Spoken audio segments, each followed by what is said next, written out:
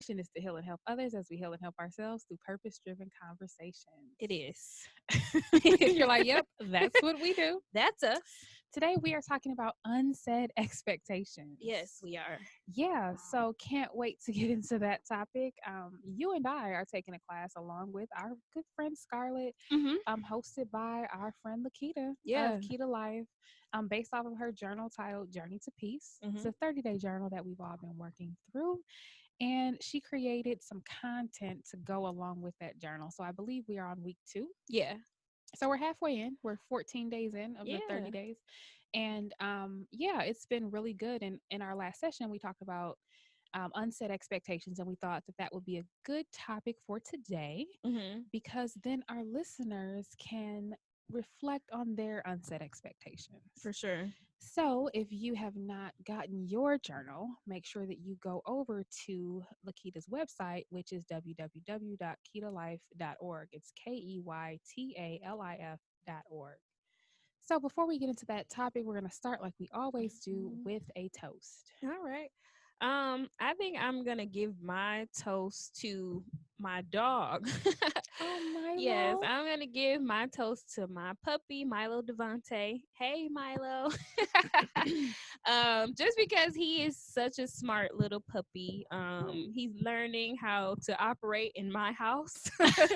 In a black woman's house? In a black woman's house. He's learning that he's black. He's learning that his name is Devante, honey. Milo Devante. So shout out to Milo and for being smart. He still is very naughty, but he knows like like today I was trying to work out and he kept trying to like nip at me and bite me. And I was like, dude, stop. Like I raised my voice and then he was like, he was like, I said, stop. You said it with your chest. Said it with my chest. And then he like chest. walked away. He was like looking sad. But I'm like, bro, I told you. So shout out to him. So it sounds like he found out that you a no limit soldier. I grew up in the 99. I grew up in the 99 and the 2000. I don't play that. I'm a no limit soldier. Listen, don't let this high pitched voice fool you. Don't let it fool you. Don't let it fool you. So he is learning very quickly. Oh, Milo Devante. Yeah. Hey, So yeah, shout out to Milo. My toast goes to Esther Dean. Okay. Why? What's going on with Esther Dean? Esther Dean, I'm talking Susie Sarah Plotz, click clack pop pop. Okay. It goes to Esther Dean because a couple weeks ago there was a great versus battle with Jeezy the Snowman and our Big friend, Snow. Big Snow. Big Snow. That's the new name. Big Snow. And our friend Gucci Mane. And Guwap. Guwap. Hey. Not the Guwap. Not the Guwap. But the thing is, Gucci had the nerve to come on there doing all of these diss records, singing the whole thing. He didn't even know all the lyrics. Like literally he did it. And I mean, when I tell you that they let the whole song play, and I'm like, we don't know this. We want to hear Guwap. Exactly. Right? Listen, we can't get jiggy with this. Like, come on. Right. Okay. I'm ready for icy. Like I'm ready to get, right, exactly. I want to get it. But then he finally played I Think I Love Her. Hey. And I was there for Susie. Okay, let me just tell you, I logged in for Susie, Sarah Plotz, click clack for pop pop, and she wasn't there. Oh. So I just had to shout out Esther Dean because out to her. I want everybody to know that she's amazing. She is. She's very talented, and she made that record. Such a huge talent. So yeah, give her flowers. I feel like the music industry hasn't really, she is really amazing. So yeah, she got them from. That's a good toast. Okay, with your toast, that was a good one. So now we are going to break bread. Yes. So what's going on, girl? Well, we're coming off a Thanksgiving break, so from our families to you all who are listening, happy Thanksgiving. So yeah, we're coming off of that Thanksgiving. It didn't really feel like it. We're in a pandemic still, so it didn't feel like it. My son did not want to be at my house. He was like, "Yep, I'm going to my dad's house because he was like, it's fun." Right? He was like, I'm a people you and there. Devante, right? Listen, he literally left me and Devante, so it was just me and the puppy, kind of looking at each other. My mom did cook, so shout out to my mom for cooking the food. It was good. But after on Friday, I was done. Like, I don't want this no more. Let's go to Cops. Let's get a taco. Like, I was over it. So just coming off Thanksgiving, so educators of the world rejoice. We got about 15 days to knock out. I saw you doing your countdown I on started today. it. Yes, 15 days, push through. So we could get to winter break, and I cannot wait. So that's what's going on. Yes. What's going on? Same thing. Thanksgiving. I am also doing my countdown. I have 4 days. Yes. And then I'm gonna be like, never heard of it. When I mention that company, I'm gonna be like, don't know what we're talking about. Never heard of it. I'll holler at y'all the second week in January, sometime next year. I don't know. I can't be bothered with matters of 2021 when I'm still in 2020. Leave me alone. No, but I agree. Thanksgiving definitely did not feel like Thanksgiving. I did go over my dad's house because I was told that nobody was welcome to come in the house except for me. And I said, well, your girl got to come through then, right? Listen. So my brother and others stopped by to get their food to go. And I came on in. So they said only the people that have been in this house will be in this house. Nobody in, nobody out. Okay. That's how it goes around here because we have lost loved ones due to COVID, and we have had COVID cases in the family. So if you haven't been in, then don't come in. And if you've been out, stay your butt out. Stay out. And that's how that goes. And so I came in and I saw my precious niece. So that's really why I came, right? Yeah. My precious pumpkin. And that's actually why I come over so frequently. So it's really for her. Is because she'll call me and say, TT, come. If I don't come, she'll be like, you didn't come play with me. And I'll be like, oh no, I'm a horrible person. Right. Let me stop everything and come at once. Kids will do that too. Kids will do that Pull to your you, heartstrings. man. But the only thing about her is that I'm still trying to teach her that I am not her. You know what I mean? Like, she thinks that I'm like the equivalent of her. Like, she thinks I can get in small places. She wants me to sit on tiny 3-year-old chairs, and that's a squat like no other, honey. Jesus. Okay. And then she wants me to sit on the floor crisscross applesauce. And I have to tell her that I was born in the 1900s, honey. I can't get down there unless I pop, lock, and drop it. I was about to say, unless David Banner could give them unless something's got to happen to get me down there. And hey, my dad's a pastor, so all that can't go on in his house. Not in this house. So, but I got to spend time with my precious babe, my niece. So, Thanksgiving was great. I did stop by my aunt. She is on oxygen, so I actually had to visit her through the window. She's older, but she's in town. She moved back to Milwaukee, so I wanted to make sure that I went to go see her. Family is important. But, like you said, Thanksgiving was different this year. So it really just felt like I was like a regular day, and I was just hanging out at my dad's house and playing with my niece. So that was our COVID-19 holiday. That was the COVID-19 holiday. So now it is time for our tip. All right, let's cue that up.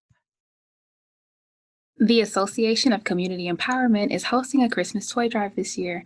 They will be collecting new toys from December the 1st through December the 11th. Please ship toys to Association of Community Empowerment, P.O. Box 18544, Milwaukee, Wisconsin, zip code 53218. If you would like to make a cash donation instead, you can cash app your besties at $Brunch with Besties. You can send it to our Venmo at brunchwithbestiespodcast@gmail.com or our PayPal at brunchwithbestiespodcast@gmail.com. Please write Toy Drive in the notes. On December the 8th, your besties will be hosting the Better Than New book release by Lydia Smith and Nikita Turman at Cream City Print Lounge. The address is 8010 West National Avenue in Milwaukee, Wisconsin, from 6 to 8 p.m. Masks are required for entry. The event will also be streamed live on Facebook.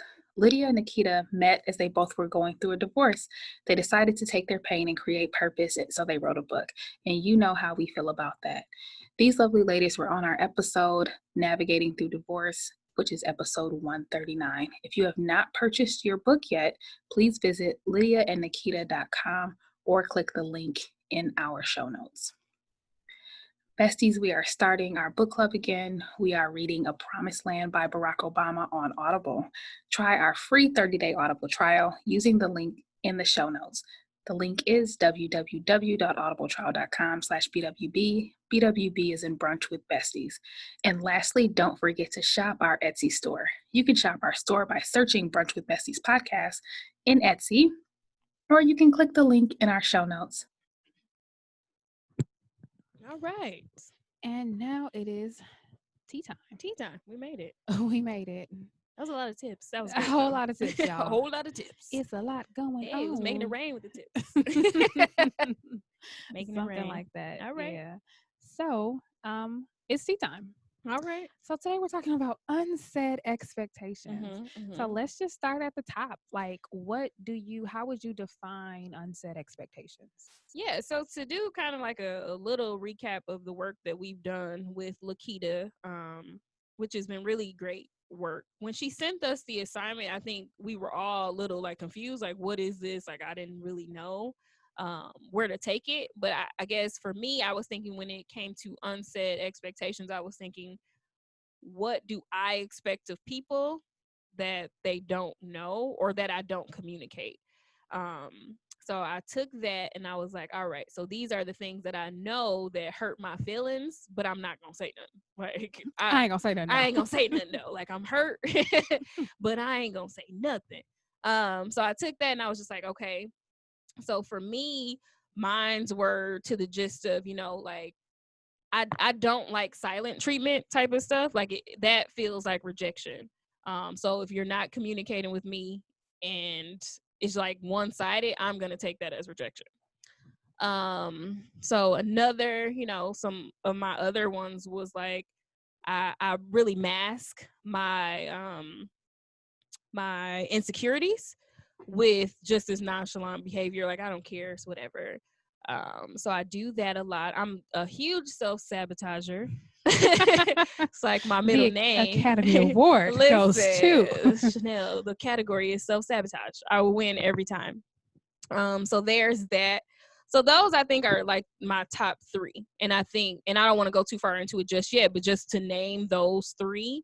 But then I know La'Ketta wanted us to really dig deep to be like, okay, well, why? Like, where does that come from? And I think that's where we left off in what we were talking about. So I can kind of dig deep today. We gonna dig deep today. We gonna dig healing and helping others as we heal and help ourselves through purpose-driven conversations. Yes. That is the mission. So yeah, I will give you my definition of what I think unsaid expectations are. I think it is the subconscious standards that you create in your head because you inaccurately assume that everyone has the same baseline as you and the same experience. You know what I mean? So that I think that's what keeps us from communicating them, because you have the false impression that it must be true for them too. Yeah. Yeah, because it makes sense to me. Yeah, like, it makes sense to me. I mean, why would you do silent treatment to me? Right. Like, you know what this feels like. Right. And I mean, some people do, and they just do it to get under your skin or whatever. But for some people, they just don't have the same standard. So I think that it assumes that we have the same value system. Yes. Because that's usually where your standards come from. But we don't. Or sometimes we share the same values, but we rank them differently. Right? So just like America, for example, we care apparently about our economy, which is why we are still struggling with this daggone pandemic, because we ain't shut down the way that the other countries shut down. Exactly. Right? So here we are. Here we are. Trash. Here we are. Still losing lives. Child. Still struggling. I have officially cleared everything from my office, and I am now at home permanently. Indefinitely. They was like, take your name tag. I said, whoa, my name. It feels like they even gave us those fired boxes. Oh my gosh, the pink slip box. The little box. Yes. It looked like when you see on the movies. Yeah, when people are like leaving the office because they quit or they got fired. Yes, those banker boxes. They had a bunch of those out. Like, yep. Oh my gosh. I was in there. That's traumatic. Like, that's a traumatic. Yeah. I was kind of geeked about it though.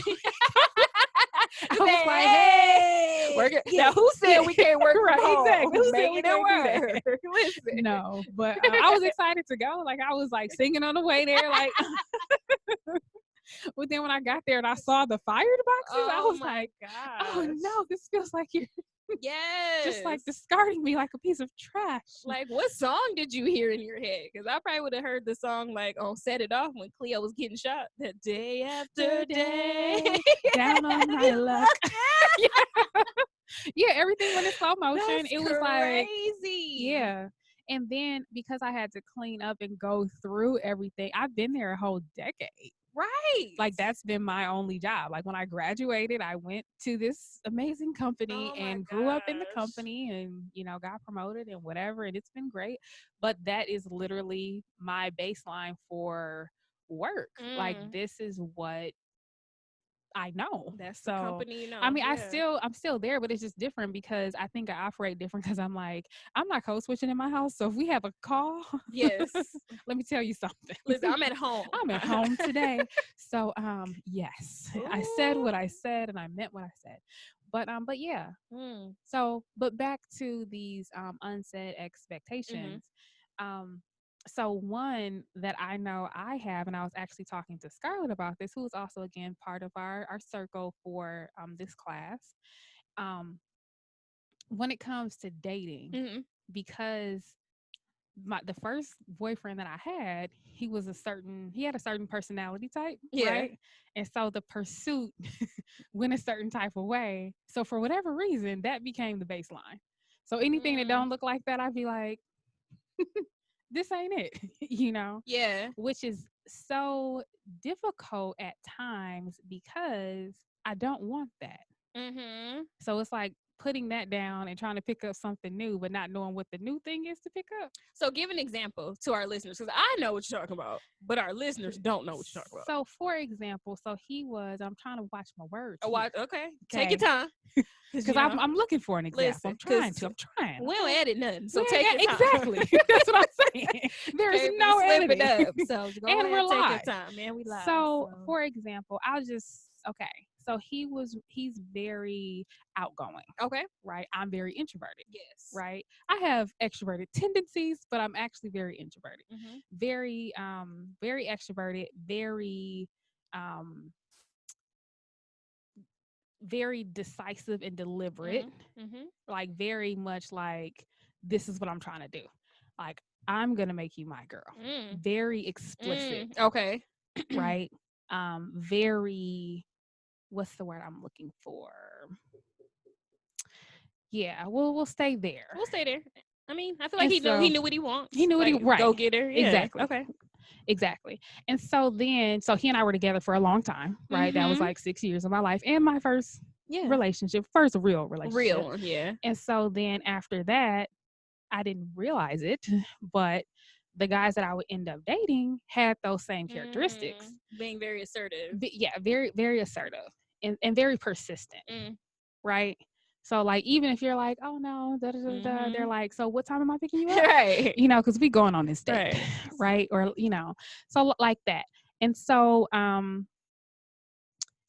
later, I think I'm realizing that I don't want that. That was not good for me. Okay.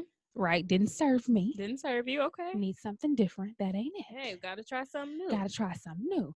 And so then realizing that, you know, in the past, you guys, friends, have made comments like, oh, that guy was really into you or that guy was really into you. And I'll be like, no, he wasn't. What are you talking about? And then y'all would be like, yes, he was. Every time we were out or doing this or doing that, he called you. He came here because you were there, or you know, whatever. And I'd be like, no, we're just friends. Like, I didn't see it that way. And then there was this one guy when I was in grad school. We were always in the same group. So we were always partners. He would be at my house all the time. We were studying the group, you know, and half the time the other group members didn't show up anyway. So it was literally just us. Group work. Right. No, the girl. Don't even get don't even started. There, okay. Listen. But so then, you know, I ended up leaving that school, going to a different school. And then I saw on Facebook that he either got engaged or he got married. So I'm like, oh, congratulations. And then he like wrote me in my inbox like, I really had a thing for you and da da da da da. You just never gave me a chance. And I was like, what are you talking about? You said, whoa, whoa. Right? Because I just didn't see it that way. But you know, I thought he was a really nice guy. You know what I mean? I didn't pick up on any of that. And I was thinking, like, you were at my house every day. You know what I mean? Like, sir. Right. But everybody doesn't operate the same way that my first boyfriend did. Right. But because that was my baseline, that's when I'm like, yep. That was your expectation. That was my, so then for me, when, you know, for me, my truth, right, it's not the truth, but it's my truth, is that's what I perceive as someone like pursuing you. Yeah. And so, you know, and I can go on and give example after example, but that's the gist of it. And so then I know, semi-recently, I'll say, there was a guy who I was talking to and everything, you know, but he was more so like my ex-boyfriend. Then I was like, whoa. And I was like, nope, sorry, can't do it. Yep. Right. And I was proud of myself. I was like, see, this is a pattern. There we go. This is a cycle. I seen it. I seen it this time. We're breaking patterns and we're breaking cycles. Hey. Sorry, sir. Think you're a nice young man. Just not for me. Not gonna happen. We already know how this story ends. No need to do that. Right. But then it's like the struggle is, okay, so we are now saying no to the old way. We're putting that down. But then what's the new thing that we need to pick up that does serve us? Right. Yes. What does that look like? Because again, I'd be like almost like I don't even see it. Yeah. Yep. You tune it out. It's so, because you associate that with that experience. And like with friendship, like, oh no, they're just being nice. Or oh, they're like, every guy that's nice isn't flirting with you. Yeah, right. Yeah, right? Yep. Like maybe he has manners. I don't know. That is so true. That is, and I think a lot of women think like that. Like a guy could be like, "Hey, how you doing?" And they like, "Girl, he tried to talk to me." But it's like, right? It's like he said, "Hi." Right. I was trying to introduce myself. How are you doing? You know how that goes. Which is so interesting. I'm so glad that you brought up like how we have these unsaid expectations in relationships, too, because I think that is true. And I know Sean, who was one of our guests, who is from It's Scary to Remarry, Mr. Sean Heineman. Mr. Sean Heineman. It's scary to remarry. So I posted that we were doing this episode on our Facebook, and he brought up some really great points about, you know, just in relationships and what those unsaid expectations can be. So he said, hang on, I'm just trying to pull it up. But he said it's a great topic, you know, unsaid expectations. So a man is supposed to work and take care of his family is an example. Like some people may think that. A woman should have sex with her husband as much as he requests. I'm going to put a pin there because I was listening to another podcast and they were talking about this, that, you know, like if I'm married and my wife can't tell me no, like we can't have sex. And I was like, what? Like that's a thing. But people really do think like that. And he said, you know, and cook and whenever that man is hungry. So he was like, we just don't discuss those things. We just make assumptions to it. And I think it more so to what Sherry Renee said is that we just think that other people think how we think. So this is what I think. This is my expectation, but that's not the baseline for everybody else. Right. Which, you know, especially if you don't have those conversations and relationships, that can be a those are red flags. Like, nah, because I don't think the way you think. And that's not anything wrong with that. It's just, you know, it's just how can we align? Yeah, how can we align? Can we align? Right? And can we align? And does it serve me if we are going to be in alignment? And actually, that's what happened with that guy that was that kind of reminded me of my ex-boyfriend. Is, you know, because I was like, no, and then he was like, no, like, yes, and I was like, no. I said, yes, this ain't a chase, brother.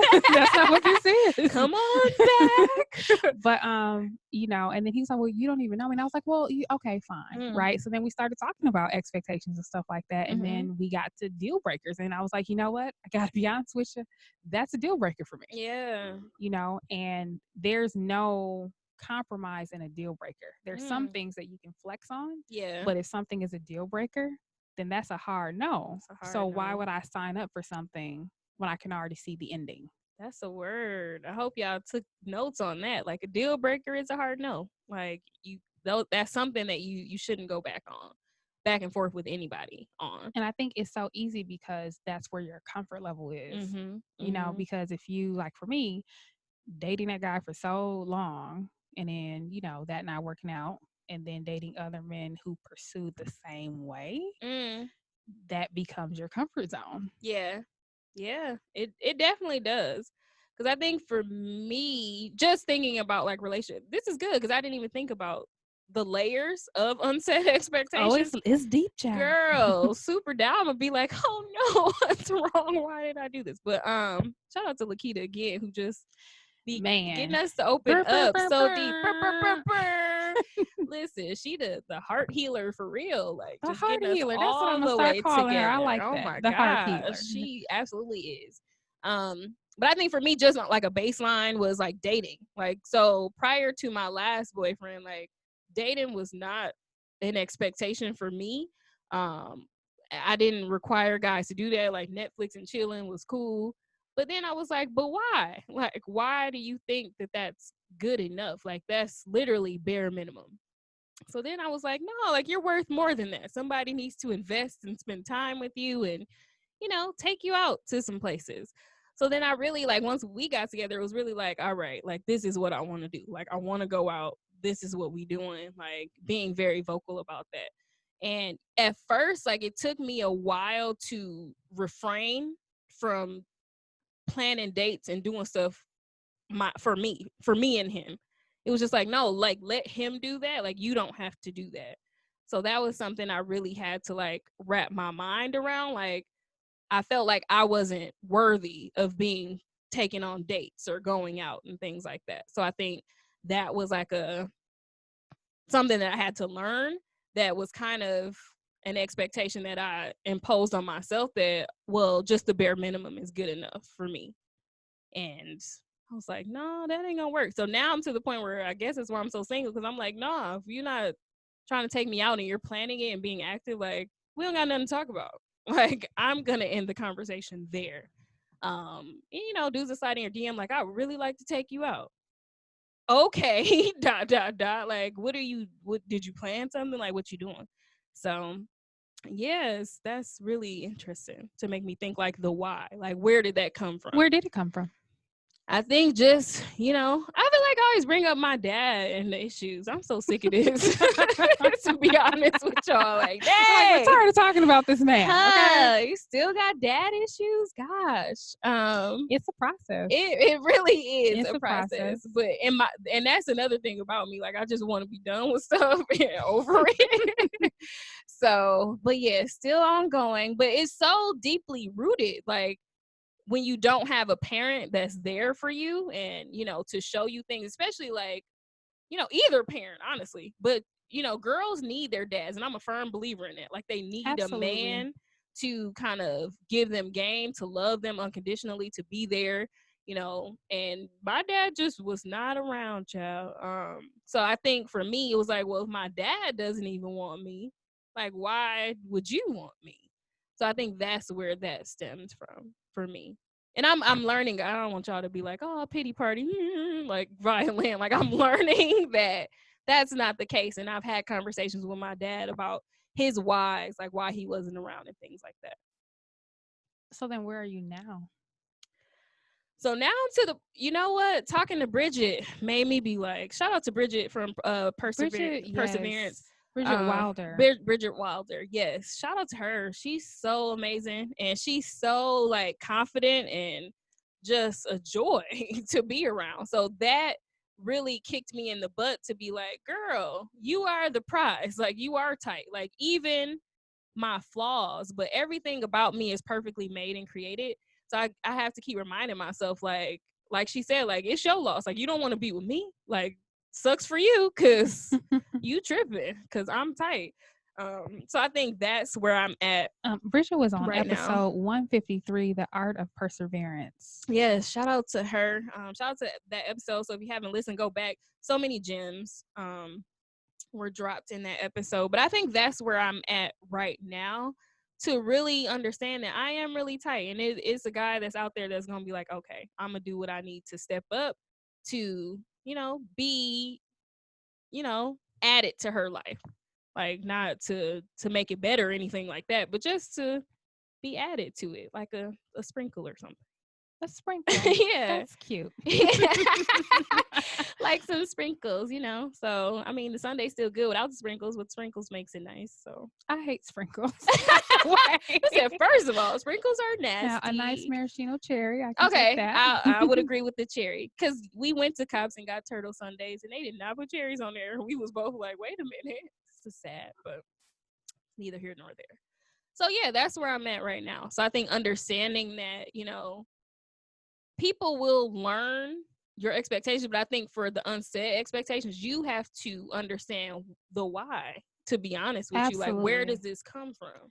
Absolutely. And so for me, I was like, why? Like, yeah. So then I was like, well, you know, my first boyfriend, that was kind of the baseline, and it was a long relationship. So I think it just became what I think the norm is.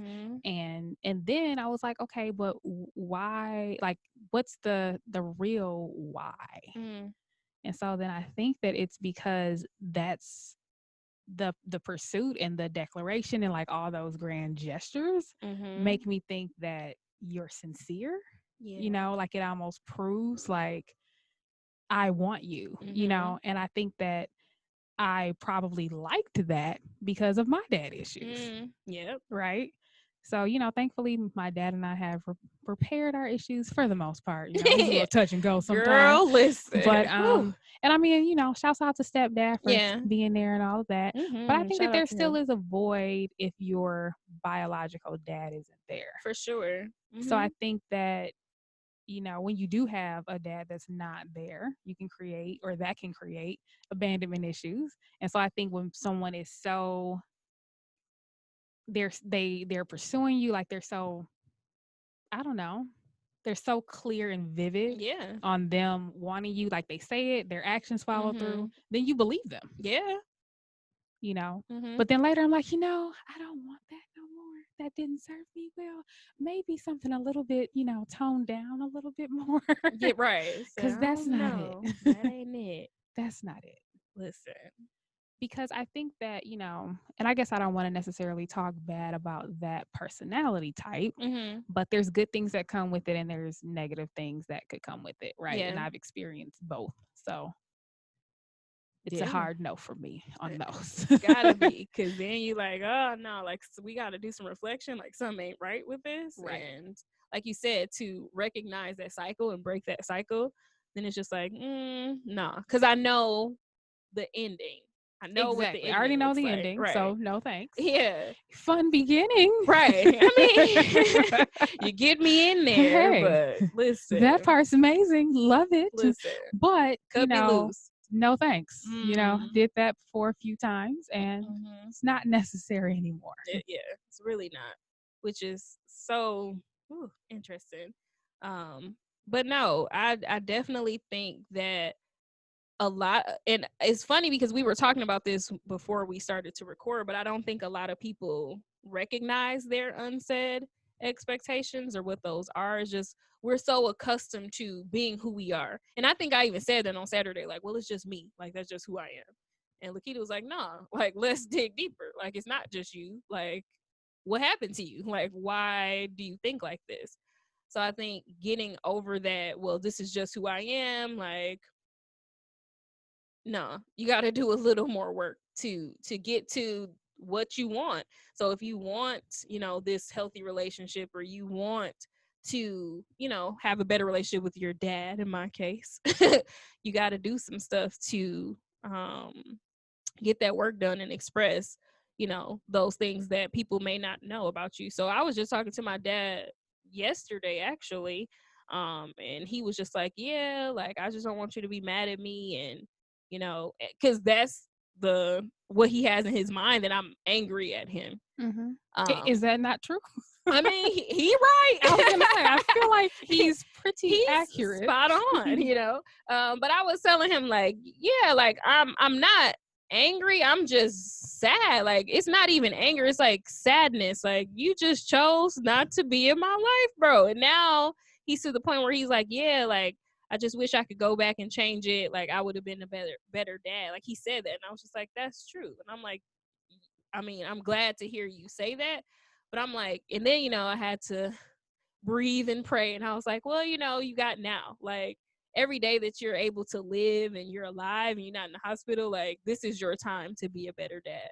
He was like, yeah, like, I'm trying to, like, I'm working on it. So, I mean, I think, so now talking about it on air, which makes me think, like, I think that's the validation I needed. Like, I needed to hear him say, like, I wish I could have done better. The regret. Like, I needed him to feel remorseful. Because I think when me and you went to go talk to him, he was just like, yeah. Like, he didn't seem very remorseful. He was like, I was in the street. Thug life till I die. Thug life, baby. He was like, from Chicago to Milwaukee. Listen, okay, I was getting it in these streets. Listen, I was with Ford and all that. I'm like, right. sir. Yeah, he was proud. Right.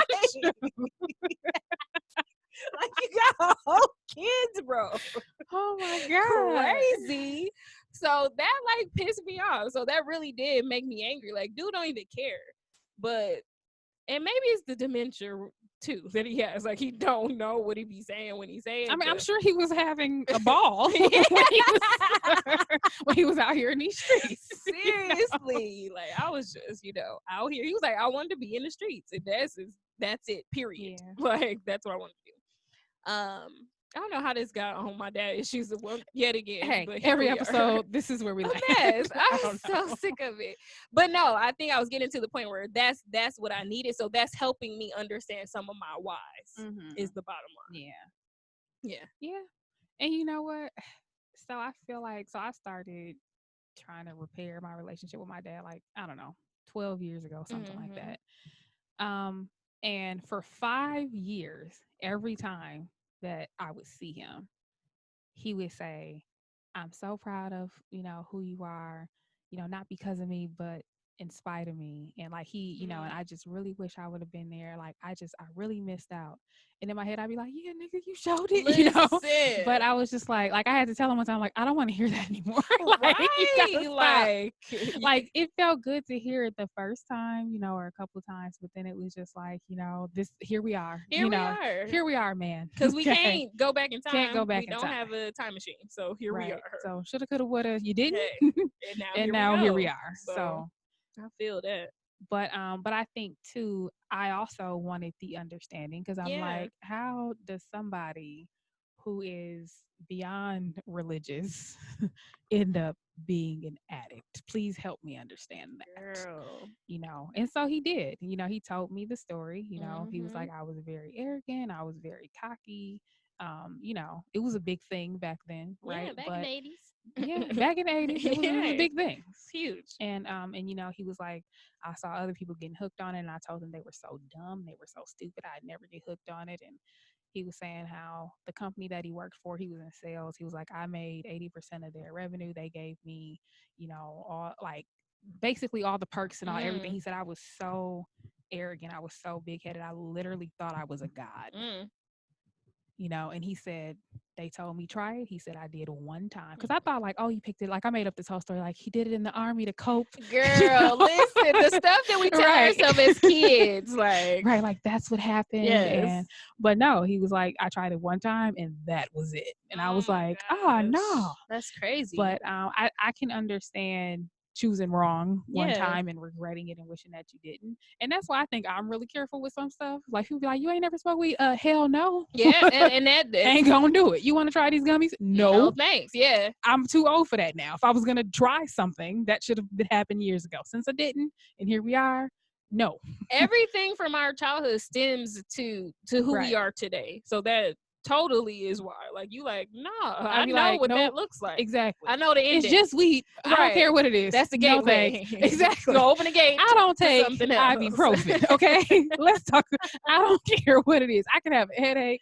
Like, okay, I can have cramps. I don't care what it is. I ain't taking nothing. No, don't give me that. I ain't got time for it. Listen here. Because I don't know. Because I don't get where the line is to addiction. Like, even like alcoholism. That explains like, it all. where's the line? Like, one day you just drinking, and then next thing you know, you're an alcoholic. Where's the line? So I don't know. It's too risky. It is risky. Cost him a lot.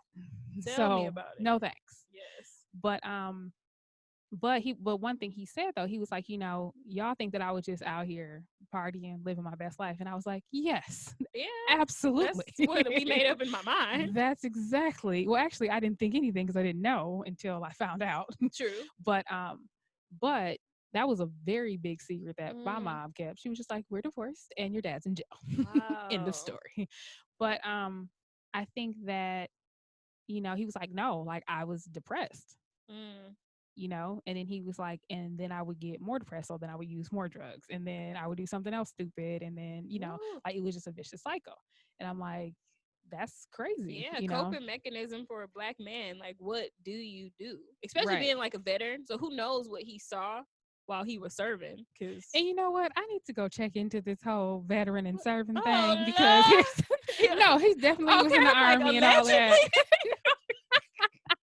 I'm like, dang. But I don't know how long he was there. Like, did you serve? I don't know. Was you really there? Was you in like the reserve? No, I mean he served. He went overseas. He did all that. He jumped out of the planes. That's why my brother was born in North Carolina, right? It's a whole thing. But it is crazy how we just create stories. So I was like, it was so hard. But then I was like, wait, was there even a war during this time? Like, what are we doing? Girl, like, why are you creating these stories that like he had to do the drugs to cope with everything that he saw? Listen, I definitely made a whole scenario. Like, I seen the movies. Right. But I'm like, what did he see? Because was he just standing on guard watching some gate, or like, what did he really see? Was you just on the base? Like, exactly. What was you doing? That's what I'm saying. Like, was he just on the base? So I don't know. We're gonna have to look into all that. Investigate. To be continued. Put a pin there. But I think that's why I think I was attracted to guys that would go hard, because I would be like, this guy really wants me. Must be true. If it don't look like this, then he don't want you. But now I'm like, I don't want to ever see that again. At least not to that magnitude. That is interesting. So where are you at right now with that? I am trying to figure out what else it could look like, and what role am I supposed to play in that? Because honestly, when somebody is so when they're going so hard for you, you get to be passive. Yeah. Like you literally can like be like no 10,000 times and they're still there. So I don't know. Girl, tell me about it. Like, bro. Oh my God. Yes. So you are also familiar crazy with this personality traits that I'm speaking of. But so it's just trying to find the balance, right? And pick up on the other subtleties that might be there, and then what role am I supposed to play? Like, what's the appropriate role there? But again, the comfort level is the pursuit. The pursuit. Yeah. Right. You pursue me, and them just being really deliberate. Yeah. Like, yep. So we're going on this date. Whatever. Okay. So it's COVID. So we're zooming. Yes. I'm gonna send you this Uber Eats, and this is how, what I mean? Yes. Where them dudes at? That's cracking though, kind of. It is, like, right? Where and are they? But it's like the balance of not doing that the first time. Yeah. Maybe. And then I think too, like even the last guy that I dated, he was a great dater, right? Great dater. So I think that a lot of sometimes things could be a little bit over the top.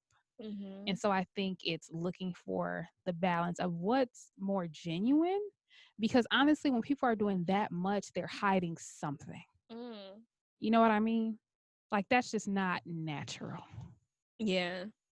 So just looking for something that's just more genuine. Okay. A regular date.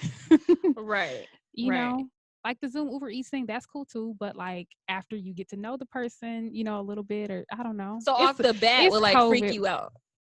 Yeah. Like if you just met a guy and he was like, all right, here's the money. No, actually that wouldn't. Not the Uber Eats date, because you can't go on a real date because it's COVID. So yes, I would be like, yes, thank you. Okay. Okay. But I think that like the grandiose gestures, right? Those are all narcissistic traits.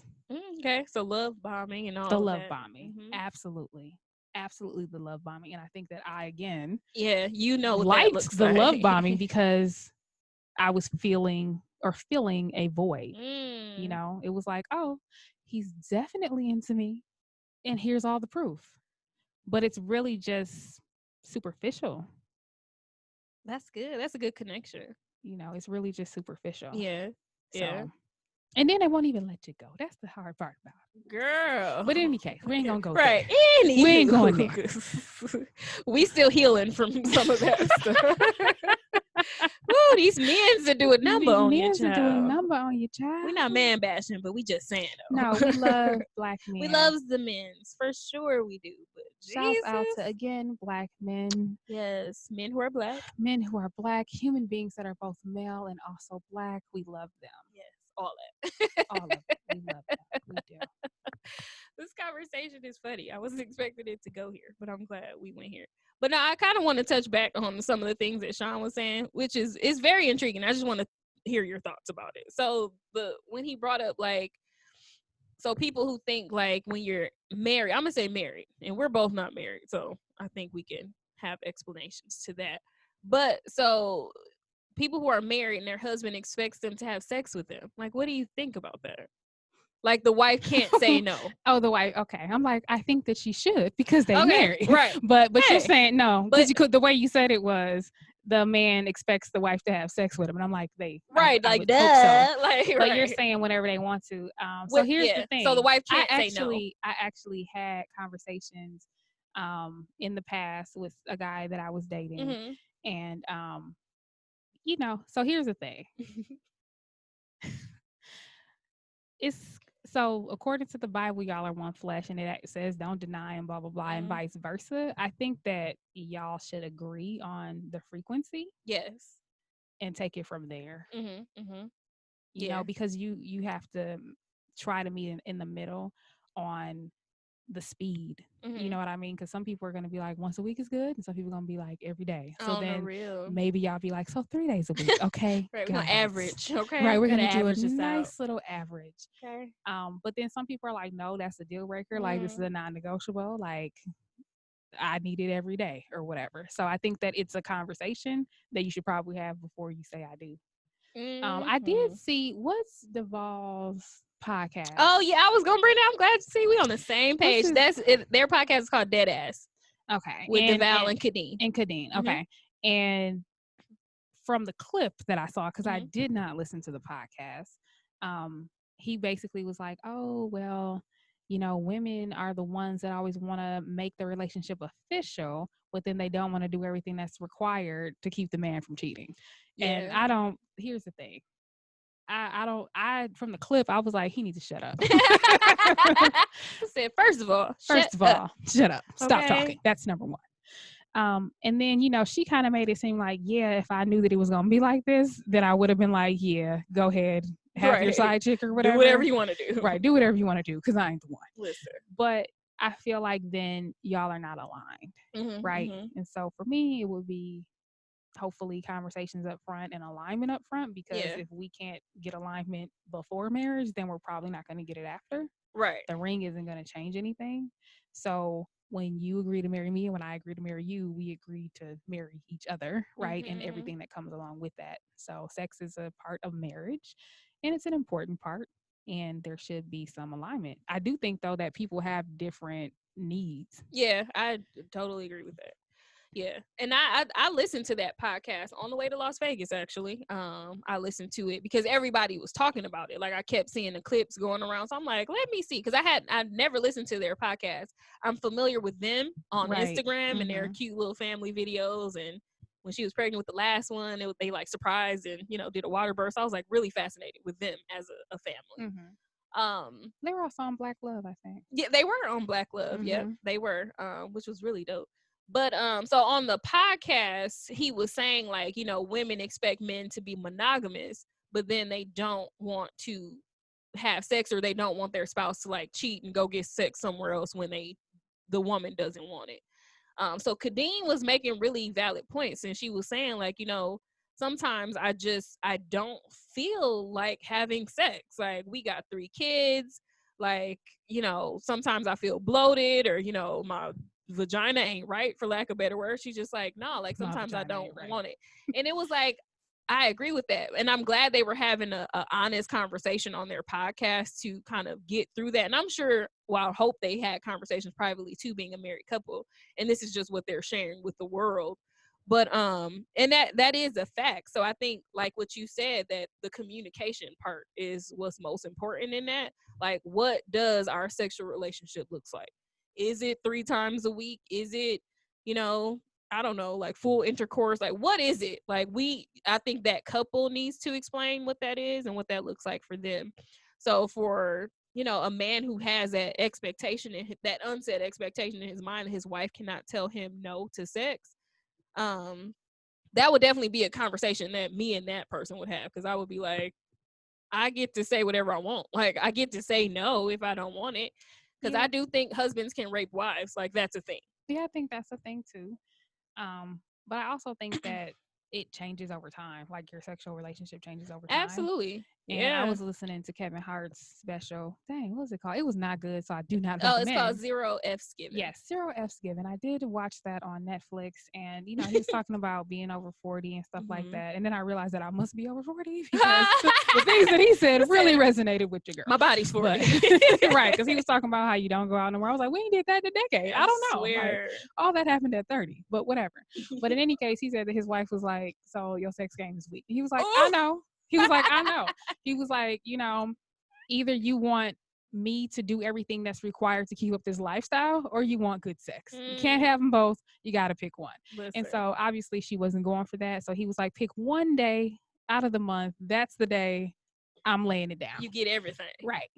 And so then he said that, like, they pick like the 8th date, like the 8th date of every month or something. Hilarious. And so he was like, you know, the date was coming up. I was icing my knee. I was, you know, I was stretching. I was getting nervous. Like, oh my God, you know. That is funny. But he was like, but I went in there and I laid it down. Put it down. Right?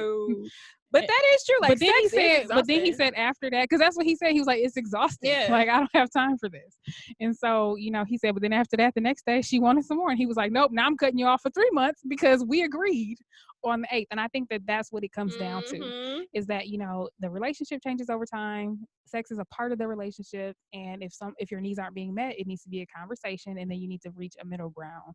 So if the 8th is the day that you're going in, then that's the date. That's the date. Be ready for it. If that don't work, then you can come back and say, you know what? That was great, but I would also like to add in the 16th. So I'm going to need the 8th and the 16th. I don't know, whatever, you know, and then negotiate that. And then he'll be like, once a quarter, we can do the 8th and the 16th. I don't know. Bringing it in. And that makes me think too, like, and I don't want to know about their sex life or what they're doing, because I just think that's gross. But I wonder how much is it that she's taking initiative. You know what I'm saying? And they talked about that on DeVal and Kadeem too, like, who's taking initiative. And he was like, well, you don't really initiate sex like that. Like, it's mostly me. And it's funny because I've been in a relationship where he felt like that too. Like, it's just me doing it and you don't initiate it. So that's another unsaid expectation that I had, that the dude is supposed to do that, not me. So with, you know, we would have conversations about it, but I think it all boils down to the conversation that you have. So I'm wondering, in the case of Kevin Hart and his wife, like, if she wants more, like, are you initiating it? And I'm sure that's a conversation that they would have. Yeah, and I think that's why it all boils down to communication, because for him, it could mean, if you're not initiating it, that you're not attracted to me. Like, he might read into it a different way, and you're just like, no, I'm just the girl, and I was taught that the guy always initiates sex. I don't know. That's just how it's always been. Yeah, because that's what Kadeem said. Like, that's how DeVal felt about Kadeem. Like, he felt that she wasn't attracted to him anymore. And she, I'm sorry, huh? She was like, no, like, that's not it. Like, I just, you know, feel like trash sometimes, and that's just what it is. Yeah. So, yeah. But no, that's interesting. Shout out to, again, Sean Heineman from It's Scary to Remarry for giving us those things to think about in relationships, because I think, you know, those unsaid expectations absolutely happen. And when you're married, I think you are continually, like, learning one another. Like, well, I think you're also learning the newest version of that person all the time. Hopefully you're always evolving and you're not the same. So if y'all, and I think they got married, I think wasn't he playing football at first? So like they were in college together. Oh yeah, they were young. Yeah, they got married. Well, they started dating in college. So whatever worked at 18, 19, Girl. 20, and 22 is not going to work at 45.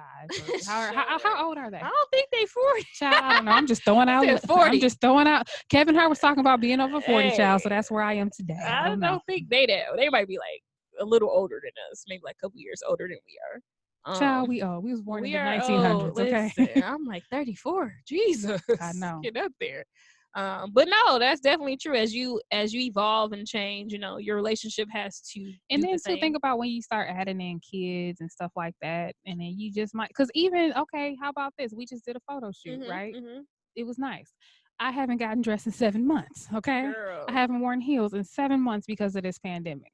Girl, okay, we were struggling with the heels on. I was, and it's crazy because I was a person that could do anything in heels. And when y'all, she not even give herself. When I say anything in heels, I mean it's not for the faint at heart, honey. But this is not a drill, so I could do anything in heels. Sis was running in everything. I could do. There's not a thing that I could not do. Okay, 8 hours in heels. 8 hours. It didn't matter. Okay, I should be like, but in high school, like, where are we going? Hey, I don't know, but I was ready. You was ready. Like, it don't matter, sis. Where are we going with these heels on? I don't know, but I was ready though. But I tell you, when I wasn't ready at that photo shoot, I was like, oh my God, wait, why do my feet do this? Yeah, but the heels. But and honestly the though, but not only that, but it was just thinking about. I haven't put in a lot of effort into like getting dressed. Yeah. Doing makeup, caring about hair. You know, before the trip to my mom's birthday trip where we went to Vegas and all of that, I hadn't got my eyebrows done in 7 months. They were ungodly. I mean, they were doing wicked things. I didn't even notice it until like a couple weeks before the trip. I looked at them like, oh my God, what is going on? Can't take you. Pedicures, haven't done that in 7 months, you know. So I think that, you know, as things change, you do, like, you lose. Sometimes you can just lose just even feeling sexy. Yeah, absolutely. Yes, this pandemic has been one where it's just like, hey, because the new norm, so the new baseline is to be raggedy. Girl, raggedy. So shout out to the people that go to work every day, because I don't. So I literally, like, okay, I never wore t-shirts, sweatshirts, none of that. But now thank God that's for the your Ivy uniform. Box. Exactly. Right. Now that's my uniform.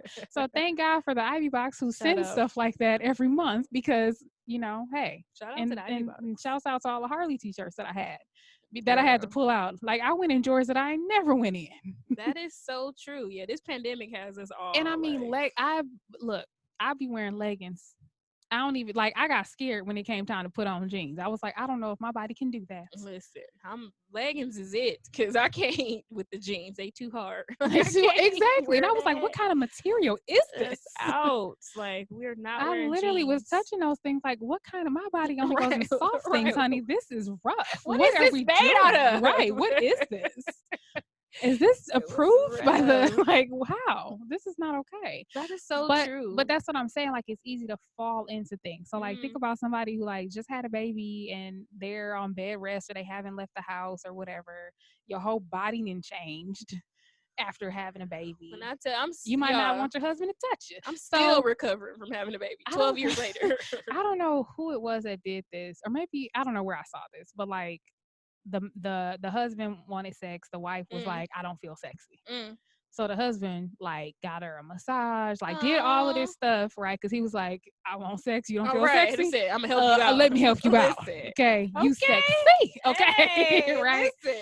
So I'm with that. You know what I mean? Because then I feel like, it's like, you know what? Even if you still aren't at 100%, like, you don't have your full judge, it's like, you know what? Husband is putting in the work. Let me roll over and do a little something. Because that can get you. And here's the thing for our guys who are listening, a lot of it with women is mental. Like, we need in our mind to feel like we're sexy. So it's not just always like a physical thing.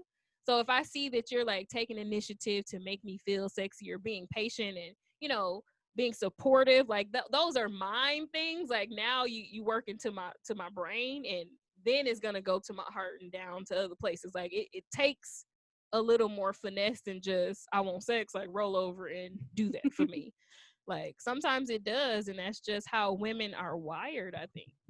So At least for me, because I know some women, we're not all the same. Some women could just go, and shout out to them. But I know for Chanel, again, I'm 12 years later trying to figure out my body post baby, and it's been crazy. Like it does take some time for me to even be like, oh, you cute. And this pandemic did not help, because I felt cute Saturday a little bit, not even like, oh, you cute. And like people will be like, oh, you're so pretty, but no, this ain't where I would like to be. This ain't it. This pandemic has been crazy. So for me, the pandemic has been like one big weekend. Like it's just so fast. Like those 7 months, like literally I left work one day and we were making jokes. Like they were like, hey, make sure you take your laptops home just in case you can't go back. But we all know that that'll never happen, right? Dang. And then, it was all the calls and text messages that went out saying, if you don't feel comfortable coming in on Monday, that's cool. Stay at home. And then it was like on Sunday night, it was like, stay your ass at home. Do not come in here. Do not pass go. Do not collect $200. This is not a drill. We are shooting on site. Okay. You step in here, you will get shot. Because we said, stay at home. Not armed guards. Okay, armed guards, tanks, the whole nine. So it was just like literally on a random Sunday, it was like, oh, okay, don't go to work. All right, cool. So I'll just keep on what I got on in because I ain't going to work, right? And so then that rolled into the next day and the next day, and then you just find yourself putting on stuff that I would never wear out, and I know it's bad because even my mom, my mom is the type of person who you don't want to run into. Yeah. If you're trying to go somewhere real quick and you're not dressed, because my mama will lay into you. Listen, sis be my dressed mama to the don't nines. even care. Like she done, these 7 months, she see me, she don't even say nothing. Wow. She be like, oh, leggings, huh? All right, are they comfy? Right. Yes, they are, ma'am. Right. Get into it. Hey. Okay. Get like me. Get like me. But wow. Yeah. So it's one, and then for me, it was kind of like almost letting yourself go, not getting your nails done, not getting your toes done, eyebrows being ungodly, whatever, not caring about the hair, just whatever. Because hey, I'm in quarantine. I feel like if I was, some people are still going to the office, then I would be like, okay, let me be presentable. But I went somewhere, somebody was like, you don't even have on jewelry. And I was like, it's a shock, right? Like you really be like, are you okay? Right. Like, is this a cry for help? And I didn't, because the slip is so subtle. And that's the thing, right? The slip is just so subtle. You go, one day turns into 2, turns into 7 months. And then you got to do a photo shoot. And then you forget stuff. Like, I'm like, so how does one get ready? Like, what does that look like? Girl, I had no idea. And I get up and go to work every day, which is the crazy part. And I'm still. But there's a new standard. Because, okay, so I had to go to the mall on Saturday because none of my packages came for the shoot. I mean, on Friday. So I had to go to the mall. And I went to the mall. And then I was like, oh, everybody's raggedy. Yeah. So the new baseline is like raggedy. Legit raggedy. Yeah. So everybody's raggedy. Yeah. So when I see people who aren't raggedy, I'm like, what? Exactly. Like, where are you from? What are you doing? Are you from? You from Atlanta? You gotta be, because they ain't in the They're pandemic. open. Or Texas. Listen, or Texas. So if you're from the states that are high on the pandemic list. So you are from one of those states, because here in Wisconsin, we are raggedy. Yes. So you're gonna get this raggedy face and these raggedy clothes, and you're gonna like it. So this is where we are. Yeah. But it is like learning yourself all over again. Like, how do I beat my face? Like, how do I get dressed? And, because now we can't go back to what we used to. Now we just have to evolve into this new thing. Like, now what does this look like? So, yeah. And I know, I've heard some people say that even though they're working at home, they still get up, take a shower, they go through all the motions. They put on work clothes. They go into a different designated area, because they were like, because if you don't, well, these are the people that were working from home before the world closed. Yeah. So they had to do that so that they wouldn't be raggedy. Gotcha. So, that's something that I may need to try. Hey, give it a whirl and see how you feel. Once you come back from shutdown. Yeah, because on this break, she's gonna be well, actually, I'm gonna be raggedy because I'm gonna be working on my body, because there we go. Summer bodies are made when? In the winter. And by summer body, I really mean Cancun body. Cancun, we get these booties because we are going to Cancun. Yes. And your girl. So I found a picture from when we went to Miami. Well, you should post that.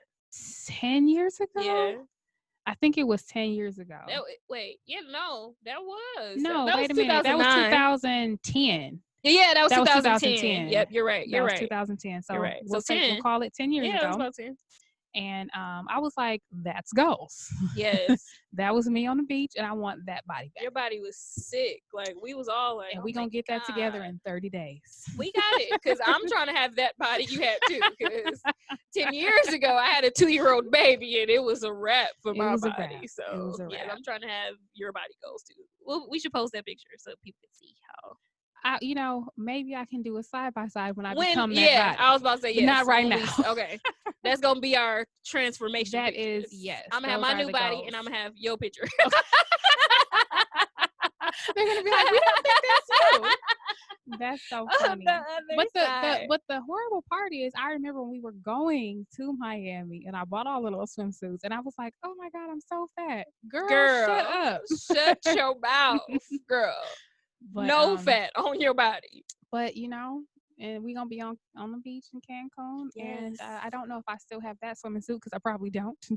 But it's okay. You just buy all I will. Ones. Yes, I have. That's all we wear. It's swimwear. That's all we're wearing every day. So there's nothing else to do other than get it together, because that's all I'm packing. Hey, that is all. We don't bring no pants. No jeans are allowed. None of jeans. I don't even know. Like, so after we put on jeans on Saturday, I was like, who made these? Yeah. They're awful. Some man. The same person who made bras. Because this is not. So a man made jeans, and then a woman came behind him and made leggings. There we Thank go. God for her. She said, we need the stretch and we need the give. Yes. We need all the spandex and lycra and whatever those stretchy materials right, all of that stretch. Woo. Yeah. Jeans was awful to us. But yeah. So that's where we're at. That's where we're at. We just went on a whole tangent. We did. But it was girl talk. Bringing it back. Shout out to us. Because I feel like shout out to us again. We've had so many wonderful guests. So it is nice when it's just us and we just go on our tangents. So yes, it is. But yeah, unspoken expectations. Yes. Get them together. Figure out your whys. I feel like when we are aligned with the dudes that God has designed for us, I think we're going to be in such a great space. I'm so excited to see how it all plays out, just because of the work that we're doing right now. Like, it's going to be tight. Like, I'm really like, my heart is like, boop, boop, boop about it. It's going to be great. Like, well, hopefully they're doing the work. I know, right? Like, yeah, like, he got to be doing the work too. It just can't be one-sided. But the work that we're doing is phenomenal. Like, this is great. It's phenomenal. That's sensational. Hilarious. Sensational work that we're doing here. But yes, unsaid expectations. But we still have to figure out how to execute. Like, I feel like we know the why. Like, we get what we're doing. Yeah. We get why we're doing it. We're saying that we no longer want to do it, but we still need to figure out what is it that we need to do. Like, what are we changing? Yeah, because the work don't never end. It's always more work to do. So that's the next phase of the work. Phase 2. Phase 2. So, woo. So yes, what goes in our to-go box? So for me, it's definitely, I feel like the more that I'm transparent and open about my whys and why do I do the things that I do, or why do I have the expectations I have or feel the way that I feel, it's healing. Like, I feel better, and I feel like, okay, well, I could let that go. Like, I don't have to hold on to that anymore. So the more that I'm transparent about it, talking to, either you all listening on the podcast or talking in our small groups that we do, is very helpful for me, because now I can't use that as a crush to be like, oh, this is just me. Like, no, like, you're identifying why you do some of the things that you do. Absolutely. For me, I think it's my takeaway is to figure out how to execute. Like, so what are you going to do different? Yeah. Great. Now that we know better, what are we going to do better? So I think that's my takeaway. All right. Thanks for tuning in to Brunch with Besties podcast. Until next time. Peace. Peace.